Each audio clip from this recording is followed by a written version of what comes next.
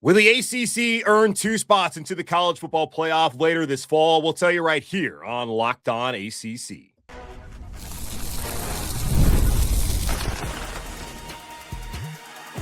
You are Locked On ACC, your daily podcast on the Atlantic Coast Conference.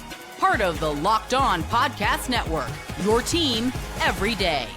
Welcome into another edition of the Locked On ACC podcast. I'm Julian Council, and he is former NC State football letterman Kenton Gibbs. And today's episode of Locked On ACC is brought to you by FanDuel. Join all the action at FanDuel.com to play daily dingers and make your free pick on who's hitting a homer this MLB season. Back to talking season after yesterday. We talked about all the college basketball news happening in this conference. Today, let's try to figure out whether the ACC can be a 2-bid league. I have 8 teams, Kenton, that I'm looking at. I have 3 that are primary contenders, 3 that are dark horses, 2 that are big brand names that maybe have a little bit of a leeway to get in potentially because of their brand names. And honestly, I don't trust the committee to take a team that isn't a brand at 10-2 from this conference, but there may be one. So I want to get your perspective on all 8 of those teams and whether the ACC can be a 2-bid league. Let's start off with the primary contenders, who are obviously Miami, SMU, and Louisville. Now, the case for Miami, and we don't really need to spend a lot of time with them. They have the best roster in the ACC, one of the best rosters in the entire country. This should be the year they finally win the conference in their 22nd year of being a member. And if you really look at it, they have a 2-game season. And if you could argue that they only have a 1-game season. They play at Clemson on October 3rd, and they play at Notre Dame November 7th. They win they beat Notre Dame. I think they're probably going in. I mean, they get to 11-1. They win the ACC. Obviously, they're in. I feel like Miami very clearly is going to be a playoff team this season. Don't let Mario Cristobal hear you saying that. Don't let him hear you saying that. He will tell you it is disrespectful to football that you said such thing. By the way, that's an actual statement that Mario Cristobal said to a reporter who asked him, is it important to get in the young guys and the super backups when you're playing FAMU in your yearly matchup? He said that question is disrespectful to football. So I say all that to say, you're absolutely right, Julian. You're talking about the best team on paper with the best quarterback, and not just the best quarterback, because some people would say, well, it's a first-year transfer. Ken, I thought you didn't like first-year transfers. I don't. Not at the quarterback position. It's not where I'm the most fond. But he bought his blankie with him. He bought his blankie. Every quarterback has one, right? My guy, CJ Bailey, his blankie for years was one Justin Jolie. Shout out to him with the Broncos. I know he's going to be great. But every quarterback has their guy that they're like, if I'm in the gym, if it's getting dicey back here, I can look for my guy and I know he'll get open. And he bought Cooper Barkate with him. That's adding to Malachi Tony. Come on, man. Come on. And then you got Mark Fletcher, who decided to just get better and better in the playoffs. This is a team that is primed for some primetime success. The only, and when I say only, I mean the sole question for Miami is, how does that offensive line gel early? And then after you get past that, I mean, everything else on paper has an answer. Yeah, and I think you look at the schedule, the only potential landmines is I think they're going to be up for the Notre Dame game. Obviously, Clemson, we don't know what they're going to look like this season. That potentially could be a difficult contest for them if Dabo indeed has these guys back to being what they were. But you look at home against Florida State. That's an FSU team who at that point in time, we have no idea where they're at and their motivation behind Mike Norvell. October 24th at home against Pitt, and then November 28th versus Virginia Tech. All 3 of those games are in Miami. Now, it's not been the greatest home field advantage. We're all aware of that, being so far away from campus, not being at the Orange Bowl anymore. So I really don't see a ton of landmines, a lot of obstacles on that schedule. SMU. That's the next team I'm looking at. The big games to me are at FSU on Labor Day night, at Louisville in week 3, home against Virginia, home against Cal, home against Virginia Tech, and of course on the road at Notre Dame in late November. If they go 11-1 with the lone loss to Notre Dame, feel like that should be enough. I don't think they can lose to Florida State because we have no idea what the Seminoles are going to do the rest of the year. I mean, if they beat Notre Dame, they could afford to lose to a Louisville. I think you're trying to avoid also that bad loss. So I feel like the FSU game is one of the most important games on their schedule, followed by, of course, the game again at Louisville and then at Notre Dame later on this season. How do you feel about SMU and their chances? I think SMU has a great chance. Rhett Lashley has done nothing. He, as a coach, should come out to the song "All I Do Is Win" because him as a head coach, that's been his history. That's been his history. Last year was his worst year as a head coach so far. And what was that? Oh, I'm just one drive away from my fourth conference championship appearance in a row. Yeah, not being at Callaway from being in the ACC title game. Jeezy didn't even win Trapper of the Year that many to actually know. That's the exact amount of times he won it. If you know, you know. But here's the deal. The reality is what Rhett Lashley and this team have done is special. But you talk about a special quarterback in Kevin Jennings. You talk about a special offensive lineman or a special offensive line with two guys that are all conference, one of whom who is an All-American in PJ Williams. Words are hard this morning. Bear with me, everybody.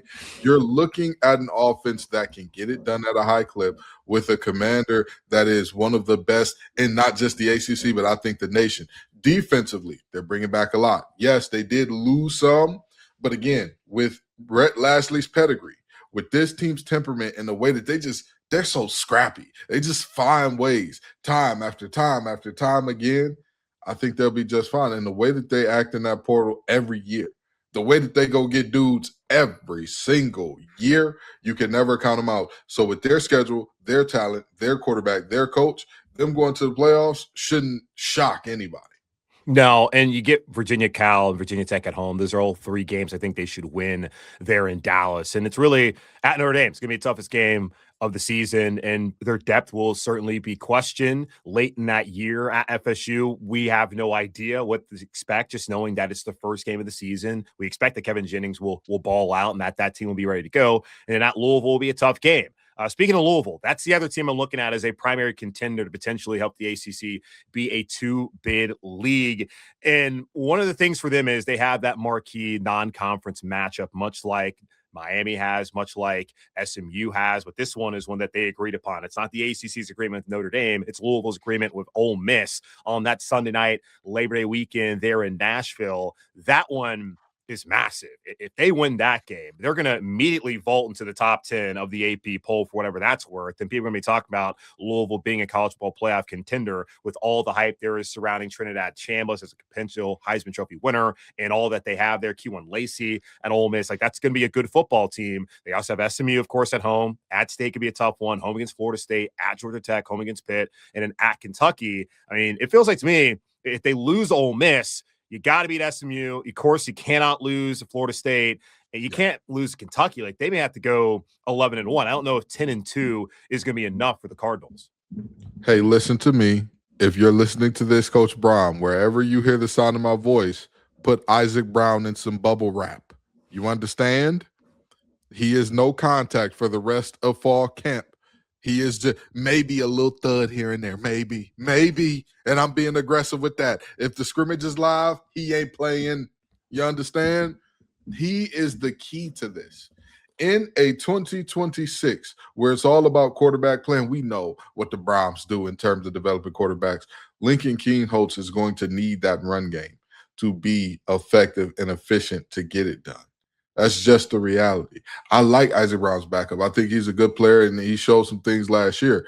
I don't think that he's good enough to overcome, hey, this guy who was gimping, hobbled last year and went over 6 yards per carry, he's gone now. He's hurt now. He can't play. That's their biggest thing. You got to keep Isaac Brown safe, and their biggest question is how good is Lincoln Keenholz actually? Because defensively, let me tell you something. They got Clev Lubin over there. That boy got out of an Army commitment to transfer to them and play football. Do you know how hard that is? Do you know how hard? It's a reason we never see transfers from the service academies. It's a reason. And Clev Lubin has been terrorizing everybody off the edge at Louisville. He deserves the love and respect and all the hype that he gets. I don't know where they keep finding these edge rushers at, right? First it was Ashton Gelati, now there's him. I'm just if my son was an edge rusher, I can't think of no better school to send him to at this point. I mean, for crying out loud, he just gets it done at a high clip. But with that being said, again, this team has to keep Isaac Brown upright and healthy. He is the key to this whole deal, in my opinion. But again, they're another team.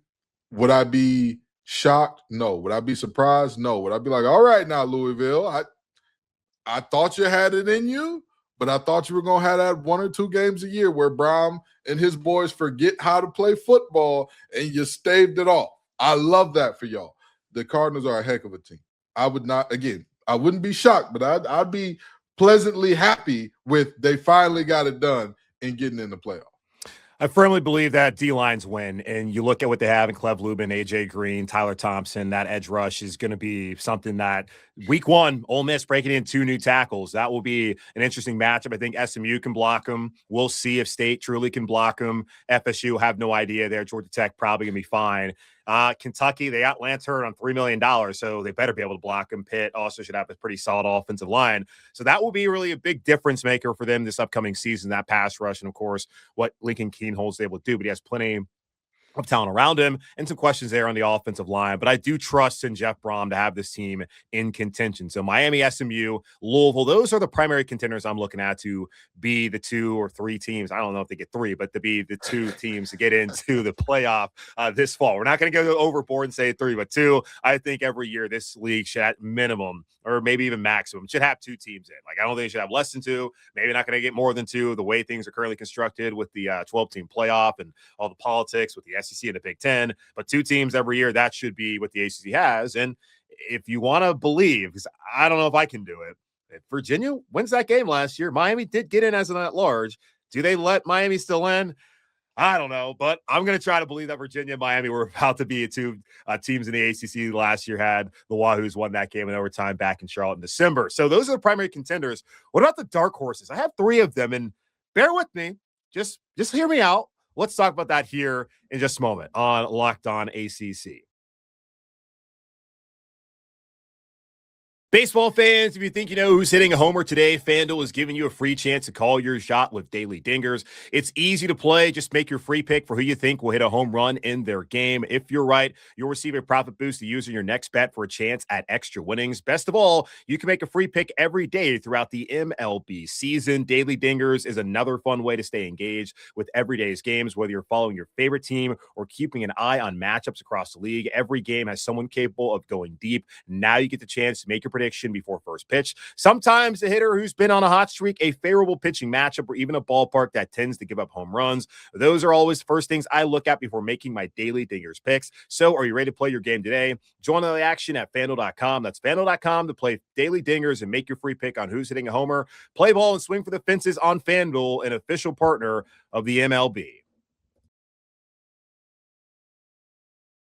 Back here on Locked On ACC, trying to figure out whether the ACC can be a 2-bid league. They were year 1 with SMU getting in over Alabama. Thankfully, do not take a 9-3 SEC team, guys. They did not do that. They have not done that. And the SEC is not happy about it. But too bad. Don't lose 3 games. Don't lose to a 4-8 Florida team, Texas. And don't tell me, oh, we didn't play Ohio State. Maybe beat Ohio State.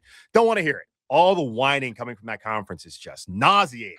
But the ACC had 2. And yeah, Clemson, they lost to Texas, and SMU, Kevin Jennings, it was embarrassing in Happy Valley, but they still got 2 last year. Virginia wins that game. Maybe they get 2 in, but Miami held the flag for the ACC and was right there, had a chance to win in their hometown in the Natty before Indiana, of all teams, won a national championship. So we talk about the main contenders. What about the dark horses? I have 3 of them, and just hear me out, y'all. Georgia Tech, Cal, and your NC State Wolfpack. Let's start off with Georgia Tech. Yes, they lost Haynes King. Yes, they lost all their receivers. Yes, they lost Keelan Rutledge. There's a lot of questions, especially the secondary, what they lost there. I totally understand. But I think that Brent Key has built a strong foundation, did pretty well in the portal, and they have an identity. And they also have a schedule to where if they go 10-2, there's a really good case that Georgia Tech should be in the college football playoff. They are going to play 11 Power 4 teams. Now, Boston College, Colorado, that's a stretch for P4 because I think both of those teams are going to be awful this year. I think they're going to beat the brakes off of the Buffaloes on that Thursday night Labor Day weekend, but they get Tennessee at home. They, of course, play at Georgia. They're always going to have a tough schedule. They have at Virginia Tech. They have at Pitt. They have home against Louisville, at Clemson. I think they need to beat Colorado, of course, find a way to split with Tennessee and Georgia, preferably beat Georgia. And then the losses outside of that have to either come at Clemson or home against Louisville. And they probably have enough good wins, whether it's a combination of having beaten Tennessee and Clemson or Tennessee and Louisville or Georgia and Clemson or Georgia and Louisville, like 10-2. I think that gets them in. I strongly agree. I strongly agree that 10-2 gets them in. I don't see 10-2 in their path. You're completely rebuilding the passing game altogether. I love me some Brent Key. Everybody knows when you ask me who won media days every year, I have to say, with the exception of Brent Key, because he gets it done year in and year out. He steps up to that podium and knocks it out of the park year in, year out. But not only that, he's clearly a man who lives the talk that he talks. He lives the songs that he sings, and his teams take on his persona. They take on his image. He said last year, or I believe it was 2 years ago, nobody here is happy about us winning our last X amount of games out of 8. I believe they went 4-4 down the stretch. And I said, that's the most wins the coach has had here in an entire season since Paul Johnson left. Like, how do you build on that? And he's like, I ain't done nothing to build on in a positive manner. We need to build this thing from the ground up because we're still not ready yet. I love Coach Key. That backfield, you name it. They got backs on backs on backs. They just got dudes who can go. You understand? They're going to strike some fear in some guys because they know it's going to be a real physical ball game. They may run the ball 50 times. What about it? But therein lies the problem. They may have to run the ball 50 times, and that's not so what about it if you are an offense. It's going to wear you down over time. And not only are you rebuilding the passing game, that defense last year, PU. Oh, my God, it was so bad. It was atrocious down the stretch. They start off the season reaching top 10 status. And what they do after they win top 10, Julian? They fell apart down the stretch defensively. Fell apart. Every game. People was putting 40 on their head, back to back to back to back. You can't live like that. You can't live like that. And don't get me wrong, I do think the defense will be improved this year, but I'm not sure you can replace Haynes King production and get the defense to be good enough to get you to 10 or 11 wins with this schedule. I love me some Brent Key. If he did, this would be a pleasant surprise. I would be a little bit more shocked here, but I would be like, you know what? Hey, more power to you, Key. ACC, you got a problem for life because I believe he's a Georgia Tech lifer, rather. Yeah, and my thing is I'm looking at the schedule, and I'm making the case that if they get to 10-2, I don't necessarily believe that's going to happen, but that's why they're in a dark horse category because I do like what they've done. I like what Brent Key has established there, and it's a possibility and they're going to have to play on their terms, the way that they're currently constructing what we don't know about Alberto Mendoza. It certainly is possible that that passing attack is really good this year and they're completely balanced offensively. And with Jason Seymour back as DC, that they figure things out defensively. It's certainly possible. But if they get to 10-2, they're going to have a great argument to be in the playoff. What about Cal? Can JKS carry the Cal Bears? Now, they're another team that has a marquee non-conference game week 1. They play home against UCLA. I have no idea how good UCLA is going to be this upcoming season. But they're still my Big Ten team, I guess. But they have the key stretch late in the season where they're at SMU, they're at State, they're at Virginia. The game I think they would have to win is at SMU. They could lose in Raleigh, regroup, go back cross country, beat Virginia. And other than that, it's home against Pitt, it's home against Stanford, it's home against Wake, it's home against Virginia Tech. 4 games they could certainly win.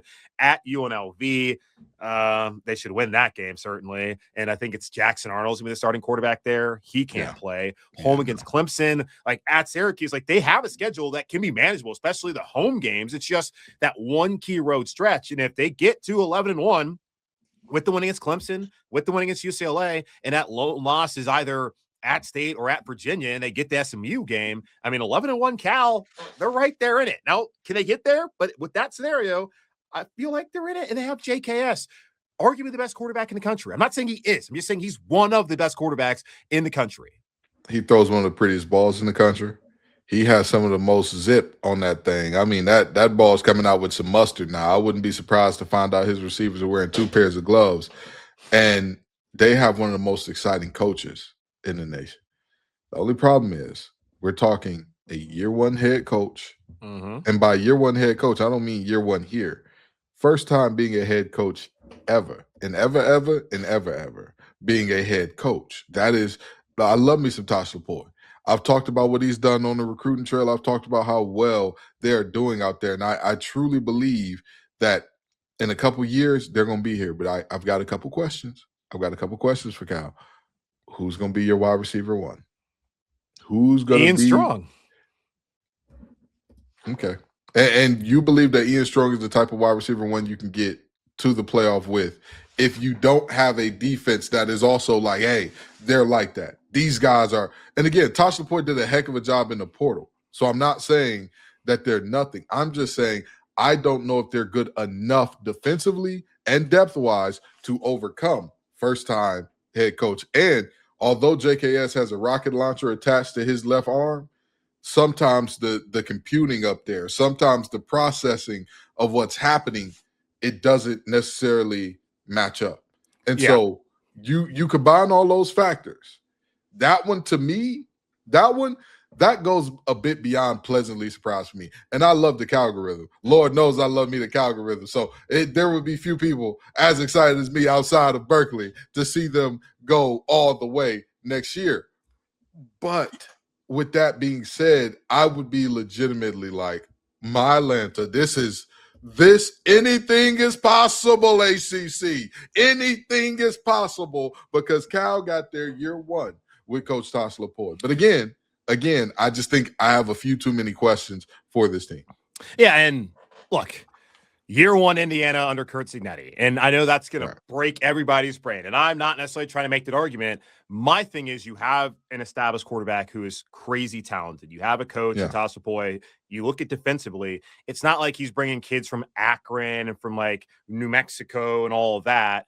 He's bringing kids who are at power programs, who are blue chip recruits, who have the body type, who have the athleticism. So I can buy in to Tosh Lapointe being able to cobble together a good enough defense, like a top 50, 55 range defense, middle of college football defense, to pair up an offense with a prolific quarterback, Adam Muhammad at running back, Cooper Perry, Chase Hendricks, also Ian Strong, 2 really good tight ends, and Mason Minnie and Darian Strong. And that they could potentially be a team that actually makes a run. Like, because everyone coming to the West Coast, I could see them really be able to do that. So as far as like, that's, I'm not saying that's going to happen or that's, I believe, but that is the argument you can make. And I'm trying to make here for Cal. I see you. But for every team that has to see, I'm seeing your vision, but it's like, that's so Raven. You remember when she used to get those visions and it was a little bit blurry. So I'm seeing you. It's just, it may not be clear right now because for every team that has to go over to Cal and some witchy magic happens, Cal also has to travel across the damn country all the time. Every time you look up, their frequent flyer miles are going to be through the roof. And so only 4 times this year at Syracuse, at SMU, which is not even cross country. So really 3 at Syracuse, at State, at Virginia. And again, I hear you. And again, Tosh Lapointe did a great job in the portal. He's doing a great job on the high school recruiting trail. I'm just not sure that in year one, I can tell you with confidence, I believe that he'll do it. But with that being said, I would be very pleasantly surprised by this. That is a team that if they did it, I'd say, well, I'll be damned. Anything is possible. Let's get us some algorithm in the playoff, baby. I would love to see it. But yeah, look, it's a fun exercise. Everyone out there, because I know I'm probably getting absolutely torched right now for all that I'm saying. It is August 13th. It's talking season. Yeah. We're just putting up scenarios of how a team could get in. I'm not making a scenario for North Carolina, guys. I'm not making a scenario for Boston College. Like, these are teams that we actually think could be pretty solid. And if things break right for them, who knows? They're in the college football playoff. Yeah. What about NC State? What about Clemson? We'll finish the show by talking about them here in just a few moments on Locked On ACC. Since 1986, the game has been creating classic college hats that fans are proud to wear. Whether you're an alumnus, current student, season ticket holder, or simply someone who never misses a game, a great college hat is more than just apparel. It's a way to represent your school wherever you go. This year, the game is celebrating its 40th anniversary by giving fans a chance to save on some of their most iconic college hats. If you've been thinking about replacing an old favorite or adding a new one to your collection, now is the perfect time. Everyone has their favorite hat to wear on game day. Why not choose a classic college hat from the game that you can wear year-round, whether it's heading to a game, running errands, or just showing off school pride? With hundreds of officially licensed college hats to choose from, you'll find a perfect fit for game day and every day. Don't miss this chance to celebrate 40 years of the game with 40% off your entire order. Visit thegamecaps.com and use promo code LOCKEDON at checkout. That's thegamecaps.com, promo code LOCKEDON. Celebrate 40 years of the game with 40% off, but don't wait. This anniversary offer won't last forever.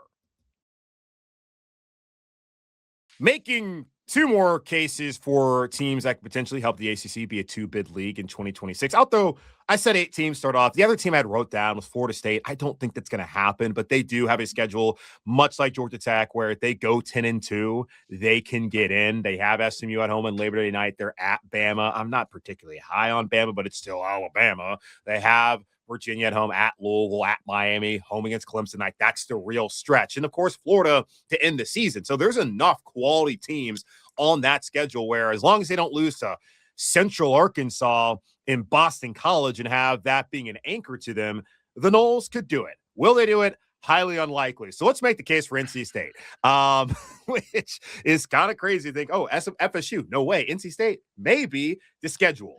We heard about the schedule back in 23 with Louisville. They made it to the ACC title game. We heard about the schedule in 24 with SMU. They made it to the ACC title game and the college football playoff. And now NC State, year 14, Dave Doran, has a quarterback, maybe has a roster good enough to take over the schedule.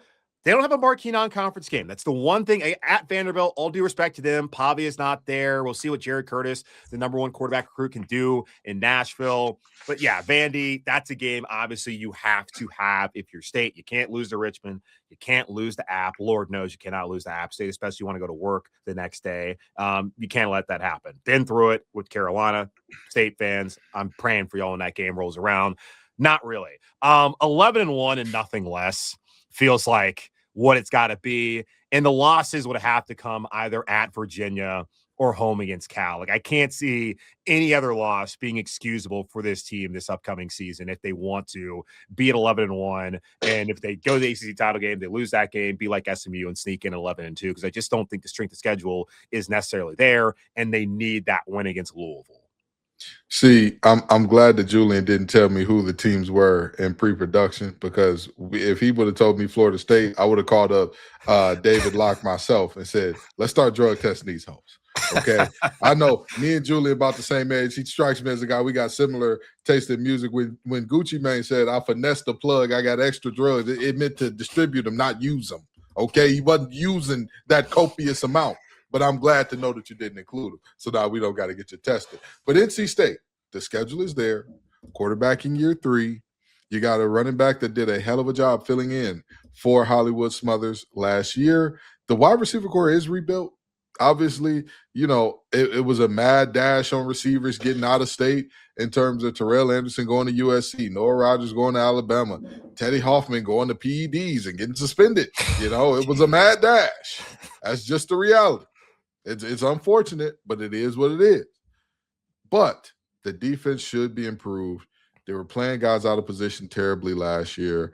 We had an edge rusher at will linebacker, and Lord knows, you know, if you watch the young man try to move backwards or laterally, you saw the problems right away. But, you know, this team, I see the vision of them, but I think the hype train is coming all at the same time. Nobody was talking about the under-over for State's wins to start the offseason, 6.5 ball games, 6.5. And now all of a sudden, David Pollock starts off, I think this team could get 10.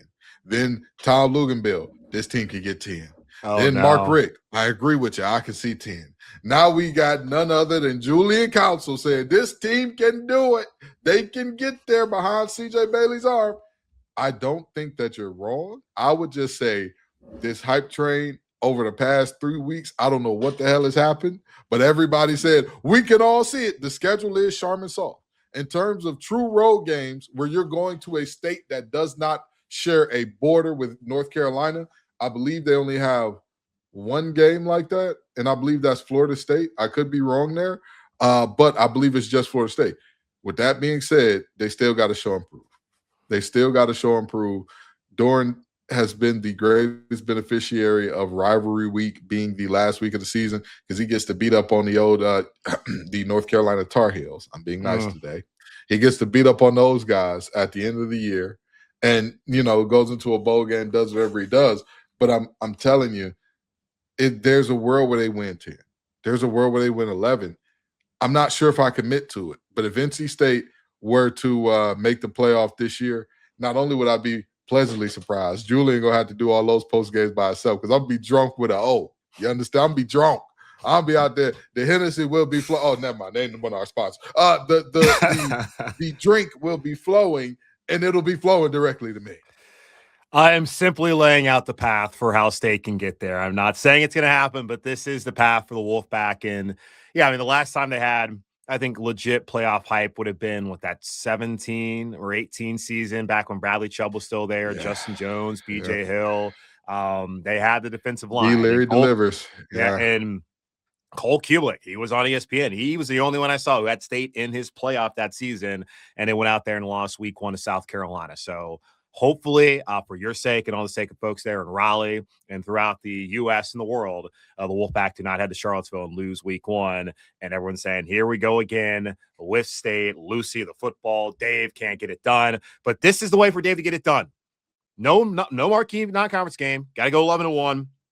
You can either lose to Cal or at Virginia, but you need to beat Louisville. You got to beat Vandy, and that is the path for State this year. Clemson, we'll finish off with the Tigers, all reliable. Dabo, yeah. All right, man.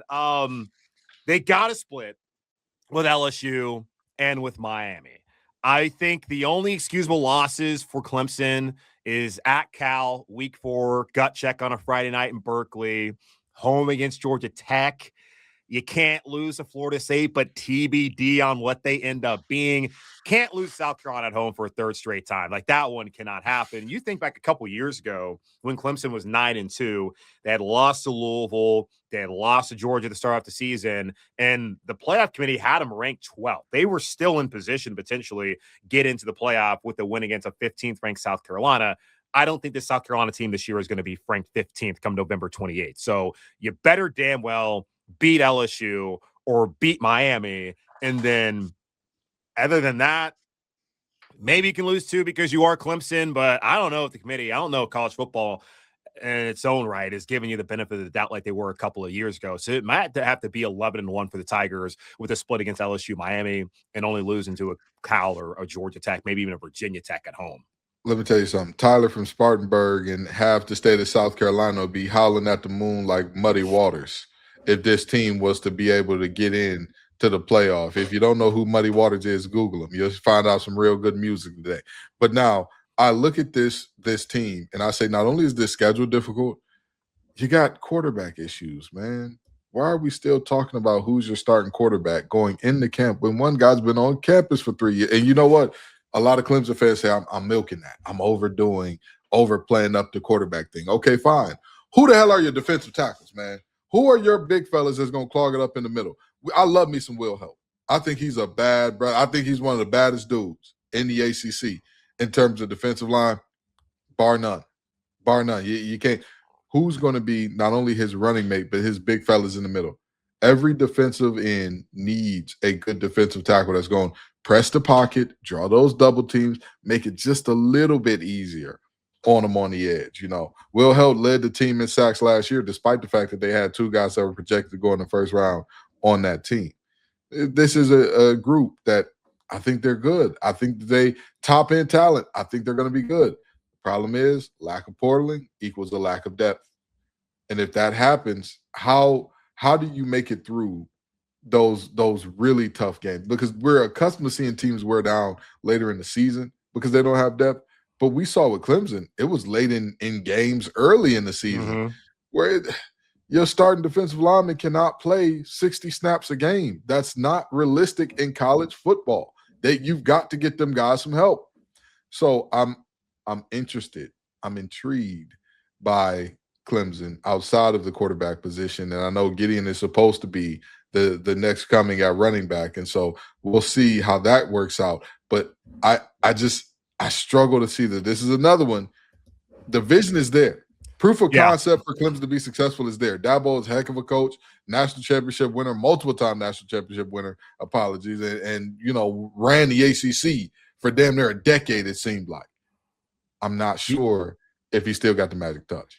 Yeah, I think the key for them, be 4-1 going to that bye week. You have LSU on the road. You have home against Georgia Southern, home against North Carolina. So that's 2 bye weeks, basically. You're at Cal, and then you're home against Miami. Like, if you're 4-1 and that one is against Cal, so you mean you beat LSU and you beat Miami, then 10-2 is probably going to be good enough for you. You can trip up down the stretch because you have 2 of the best wins in college football if Miami and LSU end up being what we think they're going to be this season. But I think 11-1 probably more realistic for Clemson, at least as far as the path that they're going to need to take, because I don't know if they're going to win at LSU and then hold serve at home against Miami.